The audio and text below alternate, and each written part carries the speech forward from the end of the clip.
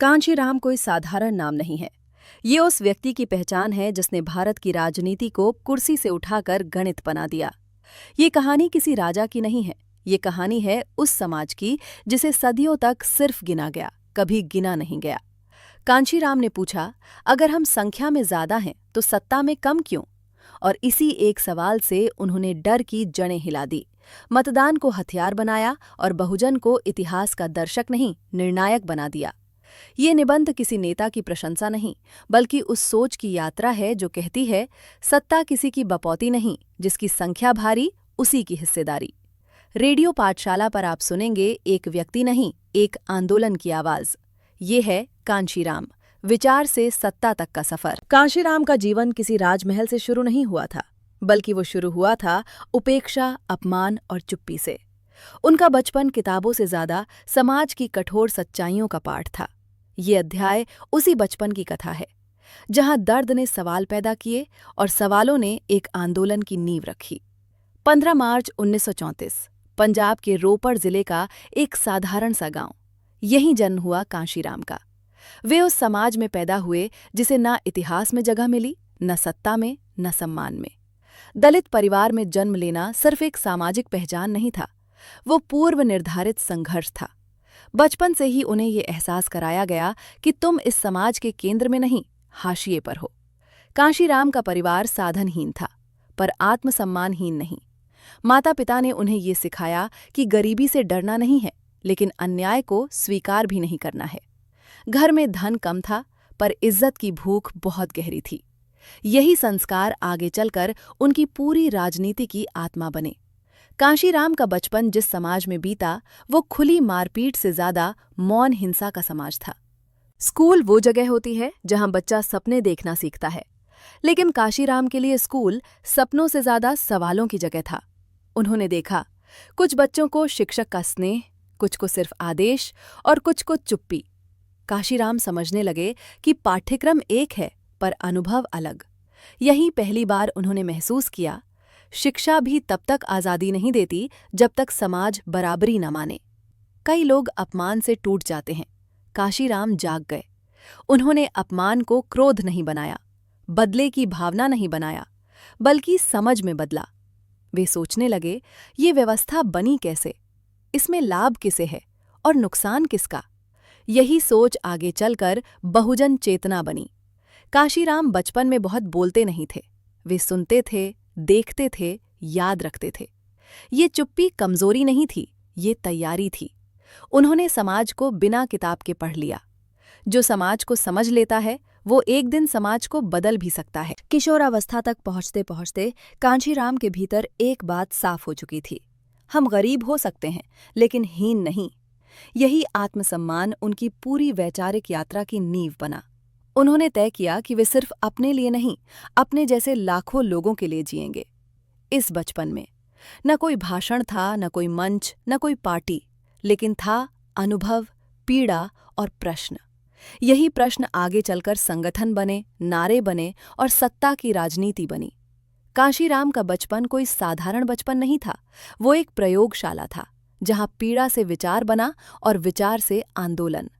ये अध्याय हमें बताता है कि क्रांति हमेशा बंदूक से नहीं, अनुभव से भी जन्म लेती है।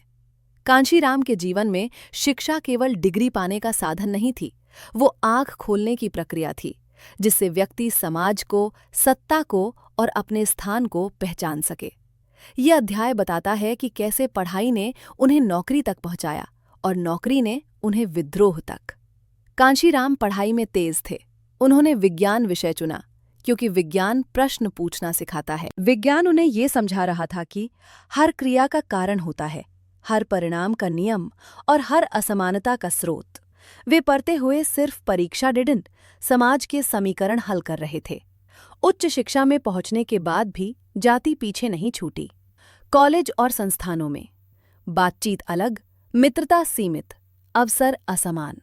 कांशीराम ने देखा कि डिग्री बदलती है, पर व्यवस्था नहीं। यही उन्होंने पहली बार महसूस किया, शिक्षा जरूरी है, पर पर्याप्त नहीं। पढ़ाई के बाद कांशीराम को सरकारी नौकरी मिली। उन्होंने रक्षा अनुसंधान से जुड़े संस्थान DRDO में काम शुरू किया। परिवार और समाज के लिए ये बहुत बड़ी उपलब्धि थी। सरकारी नौकरी का अर्थ था स्थिरता, सम्मान और सुरक्षित भविष्य। लेकिन कांशीराम के लिए ये सिर्फ एक अवलोकन स्थल था। दफ्तर में सब कुछ नियमों से चलता था, पर नियम समान नहीं थे। कुछ कर्मचारी बोल सकते थे, कुछ को चुप रहना पड़ता था। कुछ की पहचान नाम से थी और कुछ की पहचान जाति से। कांशीराम ने ये समझ लिया कि सरकारी दफ्तर भी समाज से अलग नहीं होता। इसी दौर में कांशीराम ने डॉक्टर भीमराव आम्बेडकर को गहराई से पढ़ना शुरू किया। ये केवल पढ़ना नहीं था, ये दिशा मिलना था। आम्बेडकर ने उन्हें सिखाया अधिकार क्या होते हैं, संविधान क्यों जरूरी है और सत्ता क्यों निर्णायक है। कांशीराम के भीतर एक नई स्पष्टता जन्म ले रही थी। एक दिन कांशीराम ने अपने दफ्तर में डॉक्टर आम्बेडकर की जयंती मनाई। ये एक सांस्कृतिक कार्यक्रम था, कोई राजनीतिक आंदोलन नहीं। लेकिन ये बात कुछ उच्च अधिकारियों को पसंद नहीं आई। उन्हें कहा गया, यहाँ इस तरह की गतिविधियां उचित नहीं, आप नौकरी में हैं, आंदोलन में नहीं। कांशीराम को मौखिक चेतावनी दी गई। ये चेतावनी सिर्फ नौकरी की नहीं थी, ये चेतावनी थी चुप रहने की। उनसे कहा गया, अगर नौकरी करनी है तो इस तरह की बातों से दूर रहो। यहीं कांशीराम के भीतर एक निर्णायक प्रश्न उठा। अगर नौकरी सच्चाई बोलने से रोकती है तो क्या ऐसी नौकरी रखनी चाहिए? ये विद्रोह सड़क पर नहीं हुआ, ये अंतरात्मा में हुआ। उन्होंने तर्क किया, क्या सम्मान की कीमत चुप्पी है? क्या बराबरी मांगना अपराध है? उन्होंने तय किया कि वे नौकरी को अपने आत्मसम्मान से ऊपर नहीं रखेंगे। कांशीराम ने सरकारी नौकरी छोड़ दी। ये निर्णय भावुक नहीं था, अचानक नहीं था, अव्यवस्थित नहीं था। ये रणनीतिक बलिदान था। उन्होंने भविष्य की अनिश्चितता चुनी, पर वर्तमान की गुलामी नहीं। नौकरी छोड़ने के बाद पैसा नहीं था, पद नहीं था, सुरक्षा नहीं थी, पर था विचार, दिशा और उद्देश्य। कांशीराम ने समझ लिया कि अगर मुझे बदलना है तो अकेले नहीं, समूह के साथ बदलना होगा। यहीं से कांशीराम का जीवन व्यक्तिगत संघर्ष से सामूहिक संघर्ष की ओर मुड़ा। उन्होंने तय किया, पहले पढ़े लिखे दलितों को जोड़ेंगे, फिर संगठन बनाएंगे और अंततः सत्ता तक जाएंगे। ये सिर्फ विद्रोह नहीं था, ये योजना थी।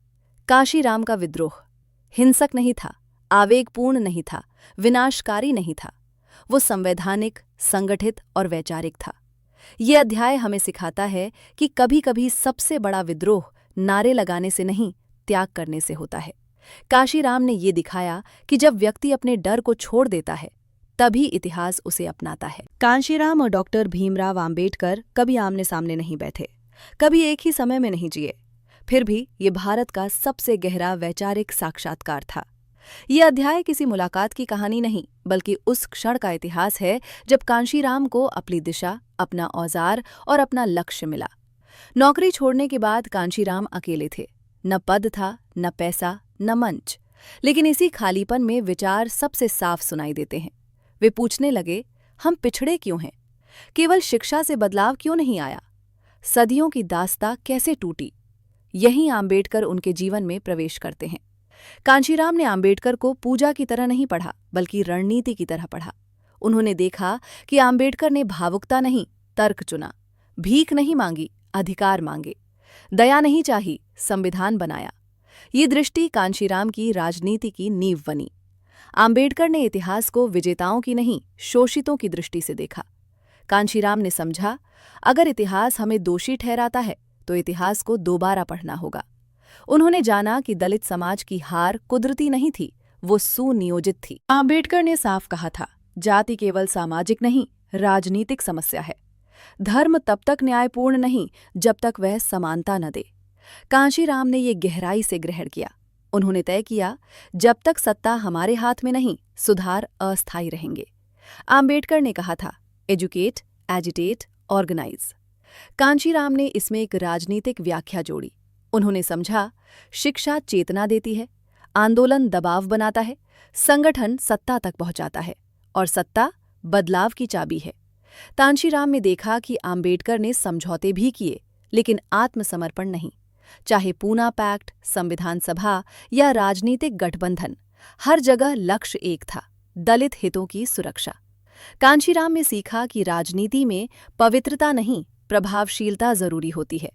आम्बेडकर ने दलित की बात की, कांशीराम ने उसे बहुजन में बदला। उन्होंने गणना की, दलित, पिछड़े, आदिवासी, अल्पसंख्यक ये सब मिलकर बहुसंख्यक थे। यहीं जन्म हुआ नारे का, जिसकी जितनी संख्या भारी उसकी उतनी हिस्सेदारी। आम्बेडकर के संविधान ने कांशीराम को रास्ता दिया। उन्होंने समझा, क्रांति बंदूक से नहीं, सत्ता संविधान से मिलेगी। इसलिए उनका आंदोलन संवैधानिक रहा, चुनावी रहा और लोकतांत्रिक रहा। कांशीराम ने आम्बेडकर को मूर्ति नहीं बनाया। उन्होंने कहा, आम्बेडकर को मानना है तो उन्हें समझो।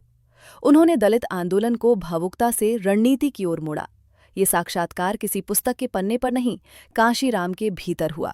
उन्होंने तय किया, राजनीति से भागेंगे नहीं, सत्ता से डरेंगे नहीं और समझौते से घबराएंगे नहीं। आम्बेडकर ने विचार दिया, कांशीराम ने योजना बनाई। अगला चरण साफ था। पहले पढ़े लिखे बहुजन, फिर संगठन, फिर सामाजिक आंदोलन और अंत में सत्ता। यहीं से जन्म लेता है बैमसेफ का विचार। ये अध्याय बताता है कि कांशीराम आम्बेडकर के अनुयायी नहीं, उनके उत्तराधिकारी थे, वैचारिक अर्थ में। आम्बेडकर ने रास्ता दिखाया, कांशीराम ने उस रास्ते पर संगठन की सड़क बनाई। कांशीराम के जीवन में आम्बेडकर से वैचारिक साक्षात्कार के बाद सबसे बड़ा प्रश्न ये था, विचार सही है, लेकिन इसे जमीन पर कौन उतारेगा? यहीं से विचार ने संगठन का शरीर मांगा और उसी मांग से जन्म हुआ BAMCEF। कांशीराम ने साफ समझ लिया था, अकेला व्यक्ति टूट सकता है, भावुक आंदोलन बिखर सकता है, लेकिन संगठन टिकता है। उन्होंने कहा, नेता पैदा नहीं होते, नेतृत्व तैयार किया जाता है। बैमसेफ नेतृत्व निर्माण की प्रयोगशाला थी। कांशीराम ने सबसे पहले जिन लोगों को जोड़ा, वे थे दलित, पिछड़े, आदिवासी, अल्पसंख्यक, जो सरकारी नौकरियों में थे। उनकी सोच थी, जिनके पास शिक्षा है उनके पास जिम्मेदारी भी है। सरकारी कर्मचारी, समाज का पढ़ा लिखा वर्ग, आर्थिक रूप से अपेक्षाकृत सुरक्षित और संविधान से जुड़े। कांशीराम जानते थे, यही वर्ग नीचे के समाज और ऊपर की सत्ता के बीच पुल बन सकता है। 1978 में BAMCEF औपचारिक रूप से सामने आया। ये कोई राजनीतिक पार्टी नहीं थी, कोई चुनावी मंच नहीं था। ये था चेतना का संगठन। इसका उद्देश्य था आत्मसम्मान, वैचारिक प्रशिक्षण और सामाजिक जागरूकता। BAMCEF की कार्यशैली भारत के बाकी आंदोलनों से अलग थी। इसकी 3 मुख्य विशेषताएं थीं: गुप्तता, खुली राजनीति नहीं, बिना प्रचार का विस्तार, अनुशासन, सदस्यता शर्तों के साथ, वैचारिक स्पष्टता, अनिवार्य दीर्घकालिक सोच, तत्काल सत्ता नहीं, पहले समाज फिर राजनीति। BAMCEF का केंद्रीय मंत्र था, पे बैक टू सोसाइटी, अर्थ समाज ने आपको पढ़ाया, नौकरी दिलाई, पहचान दी, अब आपकी बारी है समाज को लौटाने की। ये भावना बहुजन मध्यवर्ग को आंदोलन से जोड़ने लगी। BAMCEF में हर कोई नहीं आ सकता था। शर्तें थीं: आम्बेडकरवादी विचारों की समझ, जातिगत घमंड से मुक्ति, संगठन के लिए समय और योगदान। ये संगठन भीड़ नहीं, कैडर बना रहा था। कांशीराम शहर शहर घूमे, छोटे छोटे कमरे में बैठकें की, रातों रात यात्राएं की। न मंच था न माइक, सिर्फ शब्द, तर्क और दृष्टि उन्होंने सिखाया। पहले समझो फिर समझाओ। BAMCEF को दोनों ओर से आलोचना मिली। सवर्णों ने कहा, ये विभाजन है। कुछ दलित नेताओं ने कहा, ये बहुत धीमा है। कांशीराम का उत्तर साफ था, जो देर से बनता है वो मजबूत बनता है। कांशीराम ने BAMCEF को जानबूझकर राजनीति से दूर रखा। क्यों? क्योंकि वे जानते थे, राजनीति में उतरने से पहले समाज को मानसिक रूप से तैयार करना होगा। ये दूरी आगे चलकर रणनीतिक लाभ बनी। BAMCEF ने वक्ता दिए, लेखक दिए, रणनीतिकार दिए और भविष्य के नेता दिए। यही लोग आगे चलकर DS4 और फिर BSP की रीढ़ बने। BAMCEF अपने आप में अंतिम लक्ष्य नहीं था, ये था पहला चरण। कांशीराम जानते थे, अब समय आ रहा है खुलकर समाज में उतरने का। यहीं से अगले अध्याय की जमीन बनती है। DS4 दलित शोषित समाज संघर्ष समिति। BAMCEF ने कांशीराम को ये सिखाया कि सत्ता से पहले संरचना चाहिए। ये संगठन दिखाई कम लेता था, लेकिन उसकी जड़ें बहुत गहरी थीं। यही गहराई आगे चलकर बहुजन राजनीति की नींव बनी। कांशीराम ने BAMCEF के माध्यम से जिस वैचारिक और संगठनात्मक ढांचे को तैयार किया था, अब उसे समाज के बीच ले जाने का समय आ चुका था। BAMCEF अंदर की तैयारी थी, अब जरूरत थी खुले संघर्ष की, सड़क की, जनता की। इसी जरूरत से जन्म हुआ DS4। कांशीराम समझ चुके थे कि पढ़ा लिखा वर्ग तैयार हो गया है, विचार स्पष्ट हो चुका है, संगठन की जड़ें जम चुकी हैं। लेकिन बहुजन समाज का बड़ा हिस्सा अनपढ़ था, असंगठित था और राजनीतिक रूप से निष्क्रिय। DS4 का लक्ष्य था बहुजन समाज को राजनीतिक रूप से सचेत बनाना। BAMCEF और DS4 का अंतर। BAMCEF अंदरूनी संगठन, DS4 सार्वजनिक आंदोलन। BAMCEF कर्मचारी आधारित, DS4 जनता आधारित। BAMCEF वैचारिक प्रशिक्षण, DS4 सामाजिक संघर्ष। BAMCEF शांत रणनीति, DS4 सक्रिय अभियान। DS4 आंदोलन का चेहरा था। 1981 में DS4 औपचारिक रूप से सामने आया। ये कोई पार्टी नहीं थी, लेकिन राजनीति से अलग भी नहीं थी।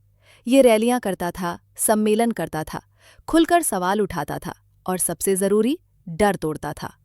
DS4 ने दलित शब्द से आगे बढ़कर बहुजन को जनभाषा में उतारा। कांशीराम ने समझाया, हम अल्पसंख्यक नहीं, हम बहुसंख्यक हैं। ये विचार मानसिक गुलामी पर सीधा हमला था। DS4 के नारे सिर्फ भाषण नहीं थे, वे मानसिक झटके थे। जिसकी जितनी संख्या भारी, उसकी उतनी हिस्सेदारी। वोट हमारा, राज तुम्हारा नहीं चलेगा। सत्ता की चाबी बहुजन के हाथ। इन नारों ने लोगों को पहली बार मतदाता से मालिक बनने का एहसास दिया। कांशीराम पैदल चले, बसों में सोए, छोटे मंचों पर बोले, DS4 का आंदोलन। उत्तर भारत के गांवों तक पहुंचा, बस्तियों में सभाएं की, लोगों से सीधा संवाद किया। ये कोई मीडिया आंदोलन नहीं था, ये मैदान का आंदोलन था। सदियों की गुलामी ने बहुजन समाज को डरपोक बना दिया था। DS4 ने लोगों को बोलना सिखाया, सवाल उठाना सिखाया और वोट की ताकत समझाई। कांशीराम कहते थे, डर तुम्हारा सबसे बड़ा दुश्मन है। सिर्फ सामाजिक सुधार तक सीमित नहीं था। कांशीराम साफ कहते थे, जब तक सत्ता नहीं, सम्मान नहीं। इसलिए DS4 ने लोगों को ये समझाया कि चुनाव क्यों जरूरी हैं, वोट क्यों हथियार है और सरकार क्यों निर्णायक है। DS4 जैसे ही फैलने लगा, विरोध भी बढ़ा। सभाओं पर रोक, नेताओं की निगरानी बदनाम करने की कोशिश। लेकिन ये विरोध आंदोलन को और मजबूत करता गया। इस दौर में कांशीराम पूरी तरह आंदोलनकारी बन चुके थे। न निजी जीवन, न आराम, सिर्फ मिशन, संगठन और समाज। उन्होंने स्वयं को व्यक्ति नहीं, औजार बना लिया था। कांशीराम यथार्थवादी थे। उन्होंने देखा कि आंदोलन दबाव बनाता है, लेकिन निर्णय सत्ता लेती है। DS4 चेतना जगा सकता है, लेकिन कानून नहीं बना सकता। यहीं से अगला कदम स्पष्ट हुआ। DS4 ने समाज को जगाया, डर तोड़ा और वोट को पहचान दी। अब जरूरत थी राजनीतिक मंच की। यहीं से जन्म लेने वाला था भारत का एक नया राजनीतिक अध्याय, Bahujan Samaj party, BSP। DS4 वो सेतु था जो संगठन को सत्ता से जोड़ता है। इसने बहुजन समाज को आवाज दी, दिशा दी और आत्मविश्वास दिया। कांशीराम जानते थे कि आंदोलन लोगों को जगा सकता है, लेकिन कानून, बजट और नीतियां सिर्फ सत्ता बनाती है। DS4 ने समाज को खड़ा किया था। अब समय था उसे मतपेटी तक ले जाने का। यहीं से जन्म हुआ भारत की सबसे निर्णायक बहुजन राजनीतिक परियोजना का, बहुजन समाज पार्टी, BSP।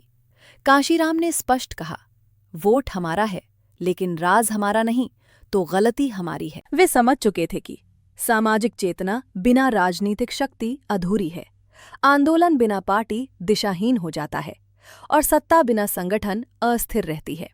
इसलिए पार्टी कोई विकल्प नहीं, आवश्यकता थी। DS4 ने डर तोड़ा, संख्या का बोध कराया, बहुजन को पहचान दी। लेकिन BSP का उद्देश्य था सत्ता में प्रवेश, नीति निर्माण और संरचनात्मक बदलाव। कांशीराम ने कहा, अब हमें भाषण नहीं, सरकार चाहिए। 14 अप्रैल 1984, डॉक्टर आम्बेडकर जयंती का दिन। इसी दिन बहुजन समाज पार्टी की औपचारिक घोषणा हुई। ये तारीख संयोग नहीं थी, ये वैचारिक उत्तराधिकार का प्रतीक थी। बहुजन समाज पार्टी सिर्फ नाम नहीं था, वो एक राजनीतिक गणित था। बहुजन, इयक्का दलित प्लस पिछड़े प्लस आदिवासी प्लस अल्पसंख्यक। कांचीराम का तर्क था, जो संख्या में ज्यादा है वो सत्ता से दूर क्यों? बीएसपी की राजनीति जाति को नकारती नहीं थी, उसे राजनीतिक तथ्य मानती थी।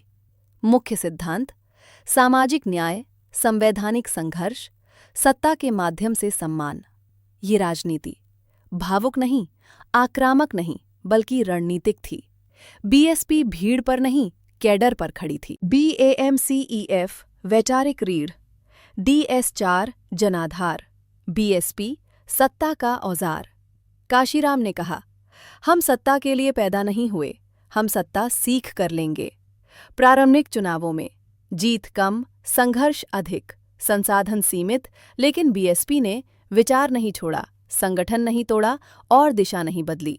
काशीराम का मंत्र था, हार चुनाव में होती है, इतिहास में नहीं। शुरुआती दौर में मीडिया ने बीएसपी को नजरअंदाज किया, मुख्य दलों ने हल्के में लिया, लेकिन बीएसपी गांवों में बढ़ती गई, बस्तियों में जमती गई और मतदाताओं में भरोसा बनाती गई। ये शांत विस्तार था। काशीराम ने शुद्धतावाद नहीं चुना। उन्होंने कहा, राजनीति में सही समय पर सही साथी जरूरी होते हैं। बीएसपी ने अवसर अनुसार गठबंधन किए, लेकिन वैचारिक आत्मसमर्पण नहीं किया। ये आम्बेडकरवादी व्यावहारिकता थी। काशीराम बार बार कहते थे, सत्ता की चाबी जिसके हाथ में होगी, ताले उसी के खुलेंगे। बीएसपी का लक्ष्य सत्ता तक पहुंचना और उसे बहुजन हित में प्रयोग करना। बीएसपी सिर्फ पार्टी नहीं, नेतृत्व निर्माण का मंच थी। काशीराम ने वक्ताओं को उभारा, संगठकों को तैयार किया और एक नई पीढ़ी बनाई। यहीं से उभरा एक नाम, मायावती। बीएसपी की स्थापना ने बहुजन को पहली बार अपनी पार्टी दी, सत्ता की राजनीति को नया गणित दिया और भारतीय लोकतंत्र को नया प्रश्न दिया। बीएसपी का जन्म किसी अचानक निर्णय का परिणाम नहीं था। ये विचार की परिपक्वता, संगठन की तैयारी और आंदोलन की ऊर्जा का संयुक्त परिणाम था। काशीराम ने सिद्ध किया कि अगर समाज तैयार हो तो सत्ता दूर नहीं रहती। काशीराम के लिए सत्ता स्वयं में लक्ष्य नहीं थी, वो सम्मान, अधिकार और सुरक्षा पाने का माध्यम थी। लेकिन जैसे ही बीएसपी सत्ता के करीब पहुंची, एक नया संघर्ष शुरू हुआ, सत्ता बनाम समाज। ये अध्याय इसी द्वंद्व की कहानी है। बीएसपी के उभार ने भारतीय राजनीति की शांत सतह को हिला दिया। पहली बार बहुजन वोट अपनी शर्तों पर चलने लगा। सत्ता के गणित में बहुजन निर्णायक बनने लगे। ये बदलाव सिर्फ चुनावी नहीं था, मानसिक था। काशीराम जानते थे, सत्ता सबको बदल देती है। उन्होंने चेताया कि सत्ता आत्मविश्वास देती है, लेकिन आत्ममुग्धता भी ला सकती है। इसलिए वे बार बार कहते थे, समाज से कटे तो सत्ता व्यर्थ है। बीएसपी ने सरकार में भागीदारी शुरू की। ये क्षण समर्थकों के लिए गर्व, आलोचकों के लिए चिंता और विरोधियों के लिए चुनौती था। लेकिन यहीं से असल परीक्षा शुरू हुई। बीएसपी ने विभिन्न राजनीतिक दलों से समझौते किए। आलोचना हुई, विचार से समझौता, सत्ता के लिए सब कुछ। काशीराम का उत्तर साफ था, सत्ता पाने के लिए समझौता गलत नहीं। काशीराम ने अपने कार्यकर्ताओं से कहा, सत्ता से मत बहको, समाज को मत भूलो। वे जानते थे कि अगर पार्टी समाज से कटेगी तो उसकी आत्मा खो जाएगी। सत्ता में आने के बाद प्रशासनिक दबाव, मीडिया की आलोचना, विपक्ष का हमला सब बढ़ गया। बीएसपी को अब सिर्फ आंदोलन नहीं, शासन भी करना। सत्ता ने एक नया संकट पैदा किया, आंतरिक विभाजन। पद के लिए प्रतिस्पर्धा, महत्वाकांक्षा, नेतृत्व पर सवाल। काशीराम ने इसे सबसे बड़ा खतरा माना। उन्होंने कहा, हमारा दुश्मन हमारे भीतर ना पैदा हो जाए। काशीराम आदर्शवादी नहीं थे, लेकिन नैतिकता छोड़ने को भी तैयार नहीं थे। उनका मानना था, सत्ता में रहकर भी संविधान के भीतर रहना सबसे बड़ा संघर्ष है। सत्ता के बावजूद कुछ बदलाव दिखे। बहुजन का आत्मविश्वास बढ़ा, प्रशासन में संवाद बदला, राजनीति की भाषा बदली। ये छोटे कदम थे, पर ऐतिहासिक थे। काशीराम जानते थे कि वे हमेशा सत्ता में नहीं रहेंगे। इसलिए वे नेतृत्व तैयार कर रहे थे, पार्टी को संस्थागत बना रहे थे और भविष्य की योजना बना रहे थे। काशीराम का निष्कर्ष था, अगर सत्ता समाज को बदलती है तो ठीक है, अगर समाज सत्ता के लिए बदलने लगे तो खतरा है। सत्ता पाना जितना कठिन है, सत्ता में सही बने रहना उससे भी कठिन है। काशीराम ने बहुजन राजनीति को सत्ता का स्वाद चखाया, लेकिन समाज को भूलने नहीं दिया। कांशीराम ये अच्छी तरह जानते थे कि कोई भी आंदोलन तब तक जीवित नहीं रहता जब तक वो व्यक्ति से आगे बढ़कर संस्था न बन जाए। उन्होंने कभी स्वयं को स्थायी नेता मानकर नहीं चलाया। उनका लक्ष्य था ऐसा नेतृत्व तैयार करना जो मेरे बाद भी बहुजन राजनीति को आगे ले जाए। इसी सोच से उभरता है ये अध्याय, मायावती और नेतृत्व निर्माण। जैसे जैसे बीएसपी सत्ता के करीब पहुंची, एक प्रश्न बार बार उठने लगा, कांशीराम के बाद कौन? वे इस प्रश्न से भागे नहीं, उन्होंने इसे रणनीतिक जिम्मेदारी माना। उनका मानना था नेता पैदा करना सबसे कठिन काम है। कांशीराम की मुलाकात मायावती से एक सामान्य कार्यकर्ता के रूप में हुई। वे शिक्षित थीं, स्पष्ट बोलती थीं और अनुशासित थीं, लेकिन सबसे जरूरी, उनमें सुनने की क्षमता थी। कांशीराम ने मायावती को इसलिए आगे नहीं बढ़ाया कि वे आज्ञाकारी थीं, बल्कि इसलिए कि वे सीखने को तैयार थीं। उन्होंने कहा, नेतृत्व का मतलब चमक नहीं, स्थिरता है। मायावती का प्रशिक्षण भाषण से नहीं, प्रचार से नहीं, बल्कि मैदान से हुआ। कांशीराम ने उन्हें सभाओं में भेजा, विरोध झेलने दिया और आलोचना सहने की आदत डलवाई। ये राजनीतिक तपस्या थी। मायावती दलित महिला थीं, साधारण पृष्ठभूमि से थीं और सत्ता से दूर थीं। यही बात बहुजन समाज के लिए सबसे बड़ी प्रेरणा बनी। कांशीराम समझते थे, अगर सबसे हाशिए का व्यक्ति नेतृत्व में आए तो संदेश सबसे गहरा जाता है। जब मायावती सत्ता के पदों तक पहुंची तो ये सिर्फ व्यक्तिगत उपलब्धि नहीं थी, ये संदेश था अब बहुजन सिर्फ वोटर नहीं, शासक भी बन सकते हैं। लेकिन साथ ही विरोध तीखा हुआ, आलोचना बढ़ी, अपेक्षाएं आसमान छूने लगीं। कांशीराम सामने नहीं, पीछे से नेतृत्व कर रहे थे, निर्णय सिखा रहे थे और गलतियों से सीखने दे रहे थे। उन्होंने कहा, नेता को गिरने दो, तभी वो खड़ा रहना सीखता है। इस दौर में बीएसपी के भीतर एक तनाव उभरा, व्यक्ति केंद्रित राजनीति बनाम संगठन केंद्रित राजनीति। कांशीराम ने स्पष्ट किया, मायावती महत्वपूर्ण है, लेकिन पार्टी उनसे बड़ी है। ये संतुलन बनाए रखना आसान नहीं था। मायावती के उभार पर बाहरी आलोचना, आंतरिक असंतोष और वैचारिक बहस, कांशीराम ने इन सबको नेतृत्व निर्माण का स्वाभाविक हिस्सा माना। मायावती का नेतृत्व सिर्फ दलित नहीं, महिला राजनीति के लिए भी ऐतिहासिक था। कांशीराम ने यह सिद्ध किया कि बहुजन आंदोलन पितृसत्तात्मक नहीं हो सकता। कांशीराम ने स्पष्ट शब्दों में मायावती को अपना राजनीतिक उत्तराधिकारी घोषित किया। ये निर्णय साहसिक था, विवादास्पद था, लेकिन रणनीतिक रूप से स्पष्ट था। उन्होंने संगठन को अस्पष्टता से बचा लिया। कांशीराम के लिए नेतृत्व निर्माण का मतलब था विचार की निरंतरता, संगठन की स्थिरता और आंदोलन की दीर्घायु। मायावती इस प्रक्रिया का सबसे बड़ा उदाहरण बनी। महान नेता वही होता है जो अपने बात का रास्ता खुद बना देता है। कांशीराम ने सिर्फ सत्ता नहीं, नेतृत्व की परंपरा छोड़ी। कांशीराम जब बहुजन राजनीति को संगठन, आंदोलन और सत्ता तीनों स्तरों तक पहुंचा चुके थे, तब उनका सबसे कठिन दौर शुरू हुआ। ये दौर था तीखी आलोचनाओं का, लगातार संघर्ष का और गहरे अकेलेपन का। जैसे जैसे बीएसपी मजबूत हुई, बाहरी आलोचनाएं बढ़ीं। जातिवादी राजनीति, समाज को बांटने वाली पार्टी, वोट बैंक की राजनीति। कांशीराम का उत्तर था, जो समाज पहले से बटा है उसे आईना दिखाना विभाजन नहीं है। मुख्यधारा मीडिया बीएसपी को गंभीरता से नहीं लेता था, कांशीराम को उग्र बताता था और बहुजन राजनीति को संकीर्ण कहता था। कांशीराम ने मीडिया से लड़ाई नहीं की, उन्होंने समाज से संवाद बढ़ाया। जैसे जैसे सत्ता आई, आंतरिक असंतोष भी उभरा। पद की लालसा, वैचारिक भ्रम, नेतृत्व पर प्रश्न। कुछ पुराने साथी अलग हो गए। ये टूटन सबसे अधिक पीड़ादायक थी। कांशीराम को अक्सर कठोर कहा गया, लेकिन उनकी कठोरता व्यक्ति के लिए नहीं, मिशन के लिए थी। वे मानते थे, भावुक नेता आंदोलन को कमजोर कर देता है। सत्ता के साथ समझौते, गठबंधन और व्यवहारिक फैसले आए। आलोचकों ने कहा, ये आम्बेडकरवाद से भटकना है। कांशीराम ने उत्तर दिया, आम्बेडकरवाद व्यवहार से भागना नहीं सिखाता।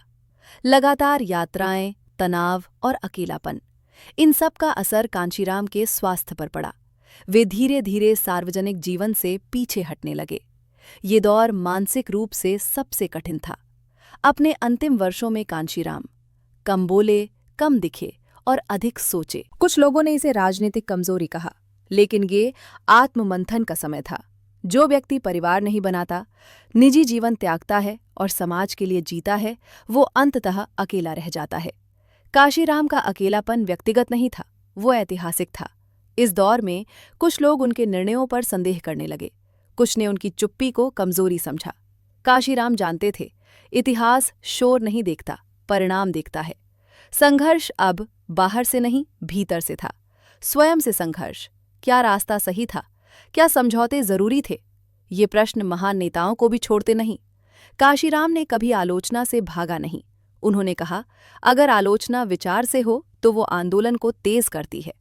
काशीराम का अकेलापन निराशा नहीं, समर्पण का प्रतीक था। उन्होंने व्यक्तिगत सुख छोड़ा, सार्वजनिक जिम्मेदारी चुनी और इतिहास को सौंप दिया अपना जीवन। हर बड़ा आंदोलन अपने नेता से सब कुछ मांग लेता है, सम्मान भी, आलोचना भी और अंत में अकेलापन भी।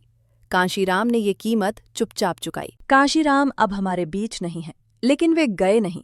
वे आज भी मतदान केंद्रों पर, सत्ता के गणित में और बहुजन आत्मसम्मान की भाषा में जीवित हैं। ये अध्याय काशीराम की विरासत को समझने का प्रयास है कि आज की राजनीति में वे कैसे उपस्थित हैं। विरासत। मूर्तियां नहीं होती, नारों की गूंज नहीं होती, विरासत होती है।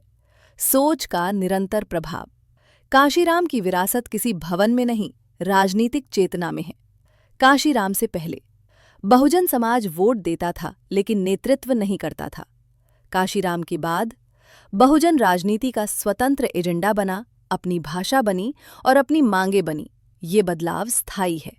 काशीराम ने मतदान को रस्म नहीं, कर्तव्य नहीं, बल्कि हथियार बनाया। आज हर राजनीतिक दल बहुजन वोट को गंभीरता से लेता है। टिकट वितरण जातीय गणित से तय होता है।